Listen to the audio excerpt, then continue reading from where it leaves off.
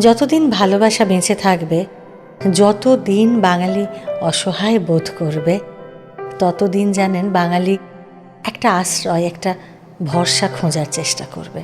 আর ততদিন রবীন্দ্রনাথের সামনে গিয়ে দাঁড়াবে বাঙালি। সে যুগের কবি সুকান্ত ভট্টাচার্য দাঁড়িয়েছিলেন, লিখেছিলেন রবীন্দ্রনাথের প্রতি।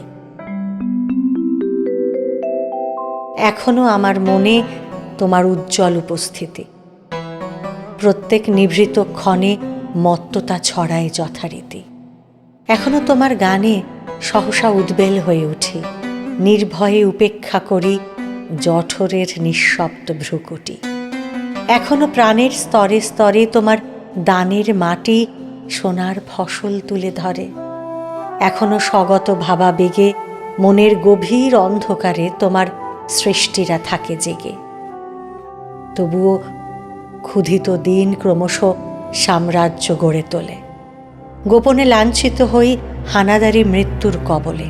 যদিও রক্তাক্ত দিন, তবু দৃপ্ত তোমার সৃষ্টিকে এখনো প্রতিষ্ঠা করি আমার মনের দিকে দিকে। তবুও নিশ্চিত উপবাস আমার মনের প্রান্তে নিয়ত ছড়ায় দীর্ঘশ্বাস। আমি এক দুর্ভিক্ষের কবি, প্রত্যহ দুঃস্বপ্ন দেখি মৃত্যুর সুস্পষ্ট প্রতিচ্ছবি। আমার বসন্ত কাটে খাদ্যের সারিতে প্রতীক্ষায়, আমার বিনিদ্র রাতে সতর্ক সাইরেন ডেকে যায়।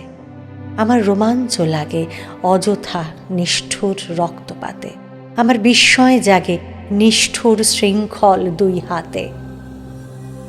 তাই আজ আমারও বিশ্বাস, শান্তির ললিত বাণী শোনাইবে ব্যর্থ পরিহাস।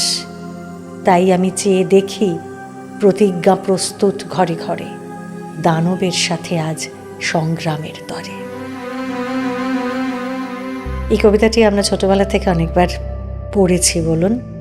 প্রতিদিনের বেঁচে থাকাটাও যখন আসলে যুদ্ধ করা সামিল হয়ে ওঠে, তখনই তো এই কথাগুলো মনে হয়। উট পাখি হয়ে বাঁচবেন না সাবধানে দড়ির ওপর দিয়ে হেঁটে যাবেন, আপনার সিদ্ধান্ত। জীবনটা যখন আপনার।